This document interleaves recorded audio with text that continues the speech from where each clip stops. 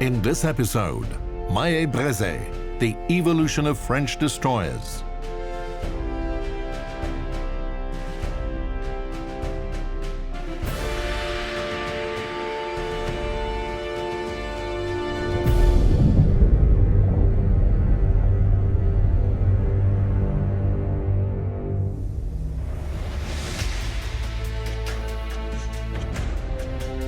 In the French city of Nantes, at a Loire River embankment, destroyer Mahe Breze is moored.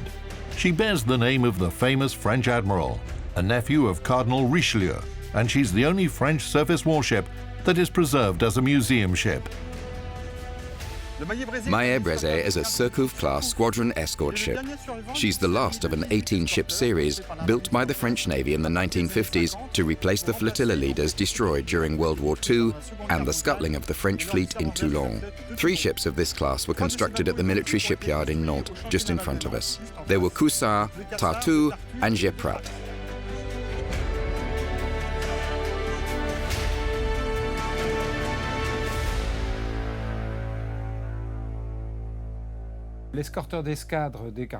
Mahe Breze is one of the squadron escorts of the T-47 class, which represents a development of fast escort ships of the World War II era. They were extremely powerful and fast ships, built primarily for convoy duty. For this reason, the series to which Mahe Breze belongs had the same mission and properties: a fast and powerful ship, able to fight against air, surface and submarine threats with equal efficiency. General specifications of the T-47 class destroyer Mahe Breze as of its construction. Total displacement 3,740 tons. Length about 130 meters. Beam more than 12 meters. Draft more than 5 meters. Power plant 2 Parsons steam turbines and 4 water tube boilers. Power 63,000 horsepower. Each boiler room had 2 boilers. Each boiler had 4 furnaces. The furnaces were fed black oil heated to 100 degrees Celsius. The heat resulting from the burning warmed the water in the tubes, thus creating steam. Armament 6 Model 1948 127mm dual-purpose guns installed in 3 turrets. Anti-aircraft artillery 3 Model 1951 twin 57mm guns, 4 Oerlikon 20mm autocannons. Torpedo armament 4 triple torpedo launchers with a caliber of 550mm. Torpedoes were fired at a distance of 6 meters off the ship's side with the help of compressed air. They were equipped with an electric motor which provided them with a speed of 25 knots and a range of 5 kilometers. Maximum speed 34 knots. Cruising range 5,000 miles at a speed of 18 knots.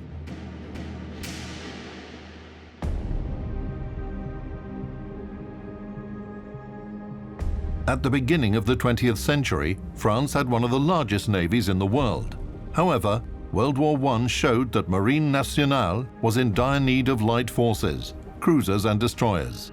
For this reason, the French government made a decision to reinforce their fleet with new ships. Thus, according to the program of 1922, the first destroyer was laid down, a classic French destroyer of the Bourrasque class. Thereafter, these ships were improved. Their maneuverability, propulsive performance, and armament became better and better. And the Surcouf-class ships became the epitome of development of these classic French destroyers, although they were built after World War II. 31 years of history separate Bourrasque-class destroyers from Mahe Breze, which was officially designated as a squadron escort ship. The difference between them is obvious at first glance. The latter is twice as large as Bourrasque in terms of displacement. Mahe Breze has only 2 primary armament gun more, but the weight of shells that she can fire at an enemy per minute is 5 times greater than that of the 1920s destroyer. Apart from this, the artillery of the ship, commissioned in 1957, was dual-purpose and allowed the crew to fire at both surface and airborne targets. In addition, the Surcouf-class destroyers had the most powerful torpedo armament among all French ships, as they carried twice as many torpedo tubes as Bourrasque.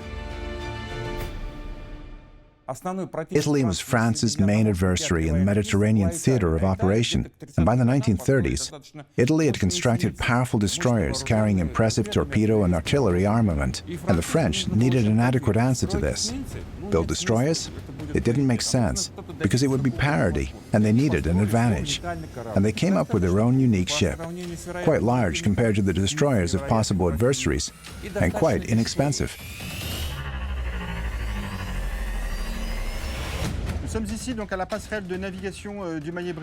We are now on the bridge of the Maille-Breze. The predecessors of this ship were destroyers and flotilla leaders from the Hardy and Vauclin classes.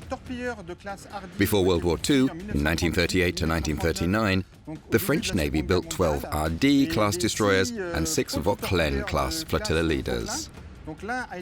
The latter included a ship named the Maille-Breze, which tragically perished in the port of Greenock on April 30, 1940, after one of its own torpedoes exploded.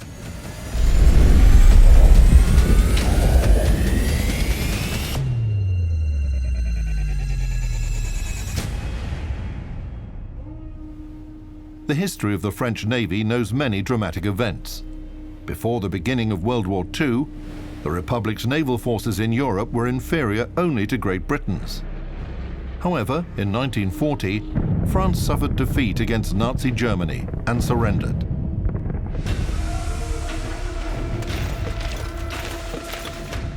In 1940, France and the French Navy found themselves in a tragic situation.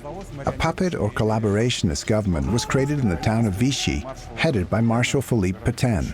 According to the peace treaty between the Vichy government and Germany, the latter pledged not to use the French naval fleet in future hostilities.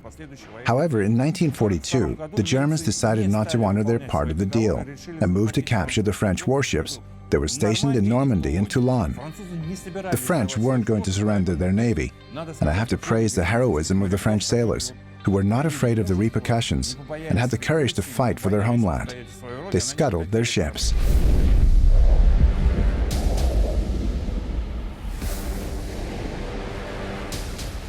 In total, about 77 warships were sunk in 1942 by their own crews. Those were battleships, heavy cruisers, light cruisers, and destroyers.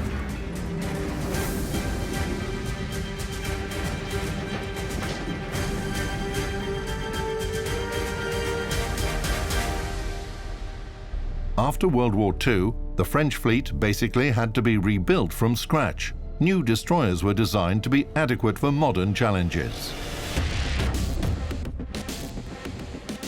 The primary mission of this ship was to carry out torpedo attacks against surface targets. At the same time, she was tasked with anti-aircraft and anti-submarine defense of larger ships that she escorted, such as aircraft carriers and helicopter carriers. For this reason, the ship was armed with torpedoes of various ranges, as well as guns with calibers of 127 and 57 millimeters. She also carried different radar and hydroacoustic equipment.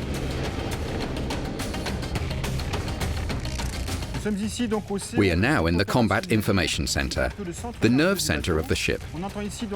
In this room, information about the position of airborne targets provided by radars was displayed and analyzed. We are passing through the Anti-Submarine Defense Control Station, which includes the screens for underwater surveillance based on the data coming from sonars, as well as different systems controlling the anti-submarine armament, rockets, torpedoes, and Malafon missiles. Here you can see the screens for the bow and towed sonar arrays. They allow the crew to determine the type, position, and speed of a discovered submarine.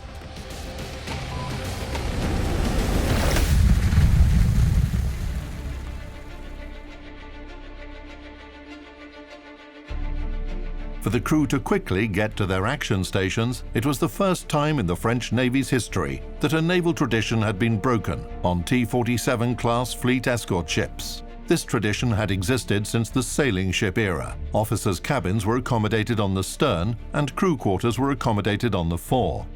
They started to arrange officers' cabins close to the action stations, so, in case of a general quarter, the officers could get out of their cabins and be immediately close or already at their action stations. As such, both the crew quarters and the officers' cabins were located evenly across the ship. At the same time, the crew accommodation on Maille-Breze was quite comfortable for destroyers. All the living quarters were air-conditioned. there was a latrine for every 11 persons and a shower bath for every 17 persons on the ship. Surely, it was very difficult to serve on Surcouf destroyers, and on Maillet Brisé in particular. Even those were post-war ships. Nevertheless, they had difficulties with food provision and supplies.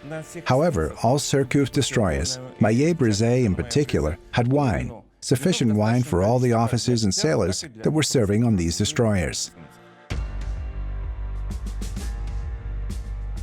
Initially, all sailors on Maillet Brisé slept in hammocks. It was a naval tradition that was embraced by many navies around the world.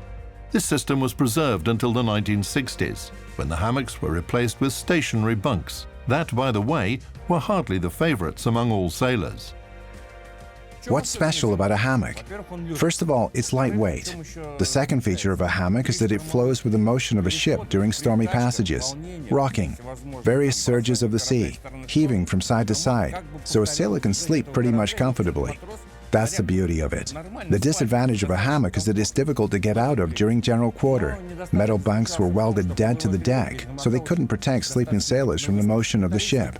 Such cases could happen when a sailor during some storm could experience, for example, his legs above his head or something else. Even special ledges were made for the bunks to prevent sailors from falling out of them. Hammocks don't have such ledges because they moved with the ship's motions. However, regardless of such discomfort, a sailor can easily get out of a bunk and run for their action station. In the French Navy, hammocks were replaced with metal bunks only on Surcouf-class ships, on Maillet Brisé in particular.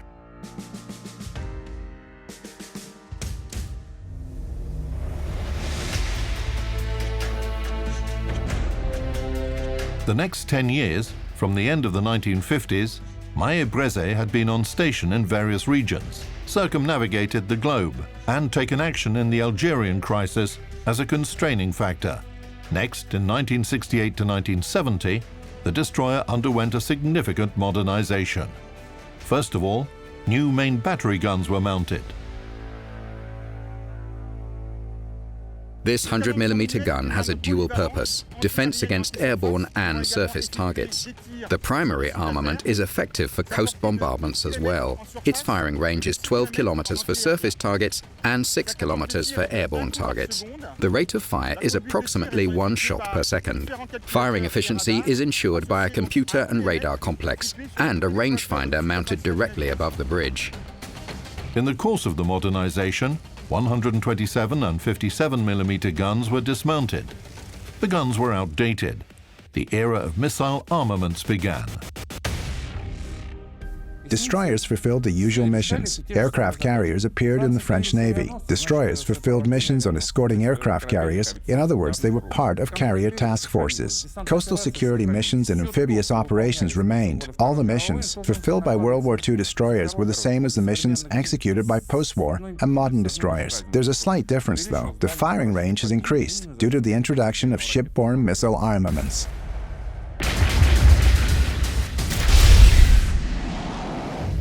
We're now standing in front of a 375mm missile launcher. It appeared on the ship in 1968 and constituted the ship's armaments until the moment the ship became a museum in Nantes. It's a rapid-fire weapon capable of firing 1 shot per second. Its shells weighed 300 kilograms and were 215 centimeters long. This is a close-range weapon with a firing range of approximately 1,500 meters.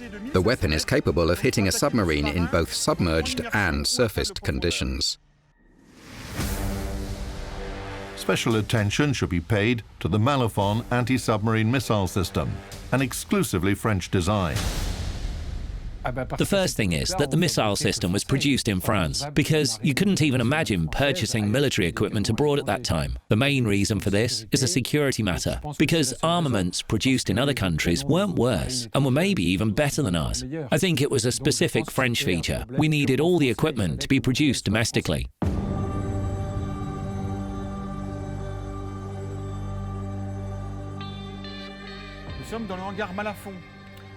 We're now in the Malafon missile compartment. Malafon is an anti-submarine missile. It represents a glider-delivered version of the L4 torpedo. It launches with the aid of solid booster rockets. This compartment houses 13 torpedoes. Initially, those torpedoes are attached with wings using a hydraulic system, and then they are moved to the launcher at the quarterdeck. Malafon launches 200 meters high and then reaches the submarine's location using radio control. The submarine's location is specified by a whole system of shipborne radars, sonars and computers. Following that, a torpedo releases from a glider thanks to 2 parachutes and falls down into the water. Using its own sonar apparatus, the torpedo could locate a target and destroy it at a 25 to 30 knot speed within a 5 to 6 kilometer radius.